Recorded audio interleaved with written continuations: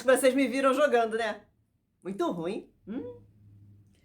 Acho que você deve jogar melhor que eu, com certeza. Mas eu tô tentando melhorar minhas habilidades gamers, tá? Já já eu te falo mais sobre esse jogo. Mas antes, deixa eu me apresentar. Eu sou a professora Aline Florido. Tudo bem com você? Eu espero que esteja. Eu vou me autodescrever. Para quem me vê, confere se é isso mesmo que eu estou falando. Para quem não me vê, talvez consiga ter uma ideia de quem está falando com você hoje. Eu sou branca, tenho cabelos castanhos, não sou muito alta, tenho os olhos pequenos, de cor castanhos, e eles precisam de óculos. Eu estou usando uma blusa preta com uma estampa, estou usando uma calça preta, sentada numa cadeira. Atrás de mim tem uma parede bege, alguns objetos decorativos, algumas plantas e mais plantas. Eu gosto muito. Por falar nisso, acho que eu mando melhor em cuidar de planta do que de jogos, né?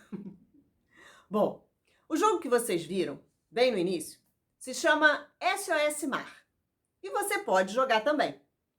No aplicativo Rio Educa em Casa, você clica no globinho, que está escrito Outros. Depois, em Portal Multirio. Lá na busca, você escreve o nome do jogo SOS Mar. E pronto, você já pode jogar. Você reparou que o cenário simula o fundo do mar e que o jogador tem como missão percorrer o oceano a bordo de um submarino, coletando garrafas, canudos, copinhos, pneus, sacolas plásticas que estão sendo lançados no mar por enormes navios poluidores. O objetivo desse jogo é recolher a maior quantidade de lixo possível, evitando que ele se acumule lá no fundo. Mas o jogador precisa ter cuidado com alguns ataques repentinos de tubarões e também com o nível de oxigênio do submarino. E tem que acionar de vez em quando o reabastecimento quando necessário. Tem que ir até a superfície, tá? Quanto mais detritos eu pego, mais pontos eu faço. Eu não fiz tantos assim não, né? Mas você pode jogar e ver se você se dá melhor do que eu nessa. Enfim, esse joguinho, além de nos divertir, pode nos levar a pensar sobre a situação dos oceanos. Vamos lá? Eu acabei de beber um suquinho ali. E o que vocês acham que eu devo fazer com aquela garrafinha plástica? Eu devo jogar fora? Mas jogar fora de onde? Se eu falo jogar fora, parece que eu estou dentro de um lugar e que eu vou jogar esse lixo fora desse lugar, certo? Não, errado. Esse fora não existe. Essa garrafinha não vai para fora. Ela não vai desaparecer assim por mágica. Ela vai parar em algum lugar. Com certeza, ela vai continuar existindo em algum lugar. Esse lugar pode ser longe de você, longe de mim, fora de casa, mas ele nunca vai para fora do planeta. Por falar em planeta, você sabe o nome do nosso planeta? Terra. Isso mesmo. Mas tem muito mais água do que terra. Uma das explicações é que quando o planeta foi nomeado, quando deram esse nome para ele, não se tinha esse conhecimento todo da extensão de água que tinha por aí. Esse conhecimento só veio depois de muito estudo. Mas tem outra explicação possível para isso. E, nesse caso, a Terra tem sentido de lar, de lugar onde a gente nasce. Então, se Terra é sua casa, seu lar, como é que você vai agir de maneira descuidada com ela? Na sua casa você joga lixo por ela toda? Não, né? Então, pega essa ideia de que o nosso lar, seja ele a nossa casa ou o nosso planeta, está tudo do lado de dentro. Nada está do lado de fora. E é por isso que a gente deve ter cuidado com as nossas ações.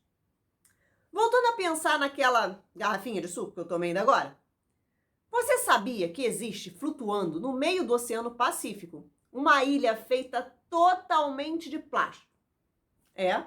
Garrafa, pote, brinquedo, saco plástico, chinelo, uma infinidade de coisas se juntaram, levadas por correntes marítimas, e estão nesse exato momento flutuando no meio do Oceano Pacífico. E ela tem o tamanho de uma cidade, é enorme mesmo. Outros tantos plásticos ainda estão nos fundos dos mares e dos rios, enganando animaizinhos, coitados, que pensam que aquilo é comida e acabam, comendo. Além desses pedaços grandes, ainda existem micro pedacinhos de plástico que acabam indo parar na barriga de outros tantos animais marinhos. Como aquilo não é digerido pelo corpo deles, eles acabam engasgados, sufocados, intoxicados por esses plásticos todos. Sem contar outros animais que ficam presos em sacos plásticos e não conseguem se soltar, morrendo ali dentro mesmo.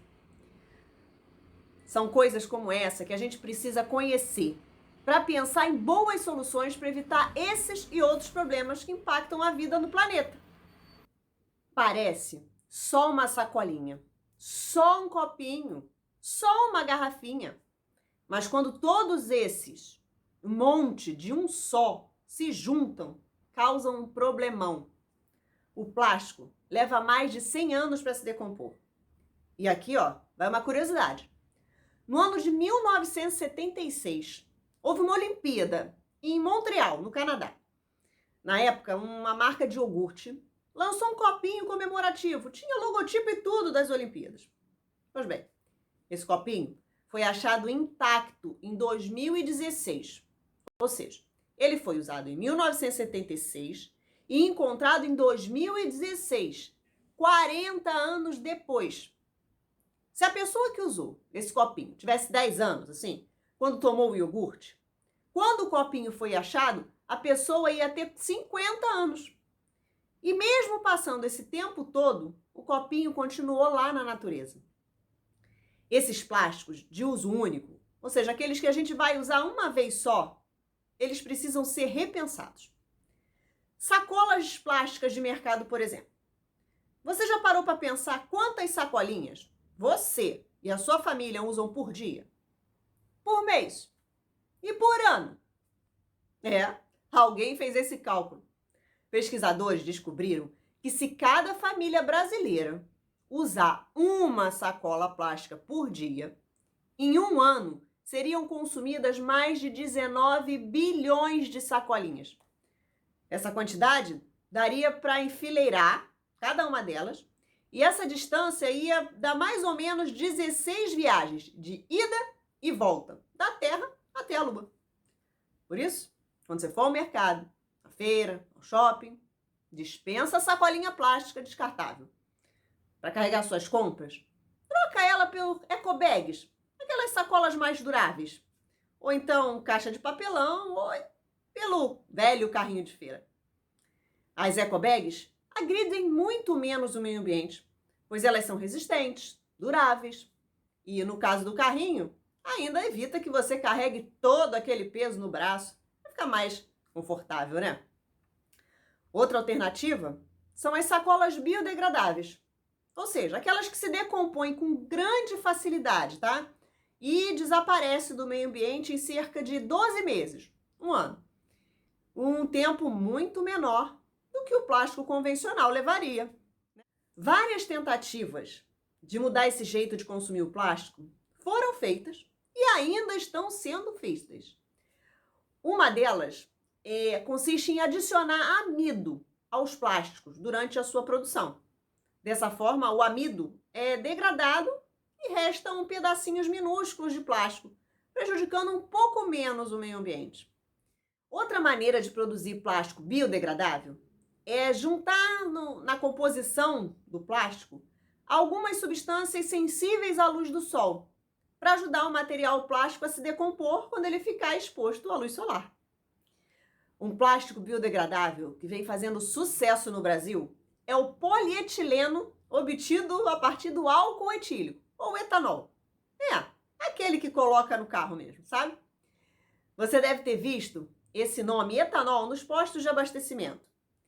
Mas em laboratórios, o etanol passa por um processo de desidratação no interior das moléculas, dos micropedacinhos que fazem o álcool. E isso vai formar o polietileno.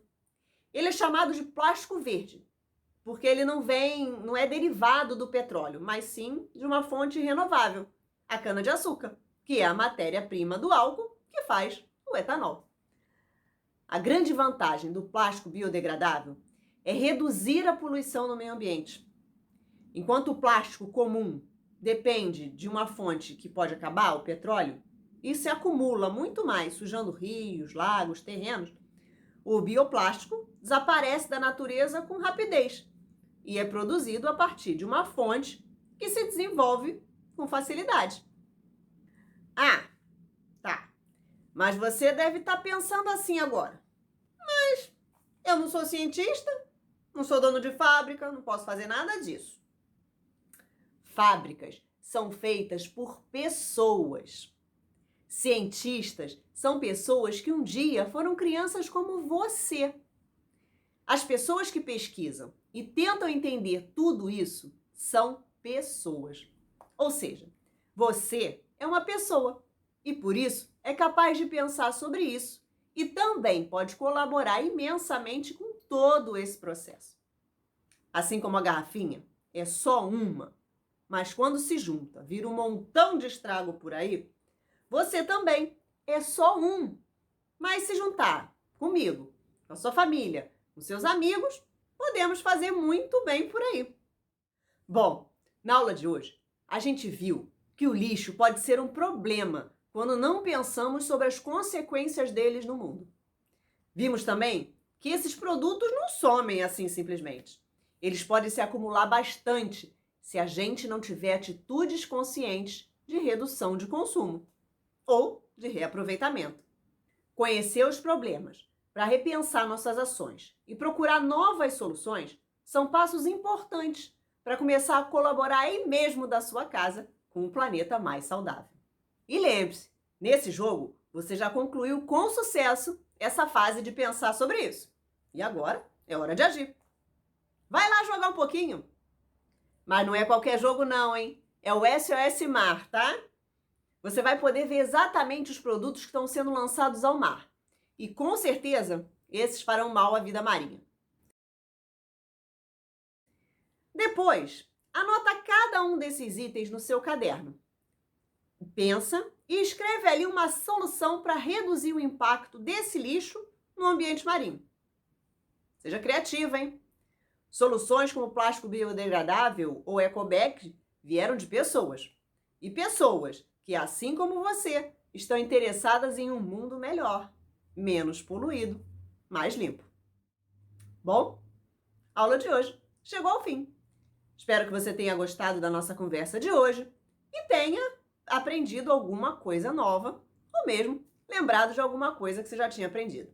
Continue acompanhando as aulas, fazendo as atividades, os desafios. Acesse também o aplicativo Rio Educa em casa. Lá você encontra o material Rio Educa, encontra o acesso ao joguinho SOS Mar e muitas outras coisas interessantes tem por lá. Tá bom? Fique bem, se cuide, lave sempre as mãos. Fique atento. Um beijinho. Tchau!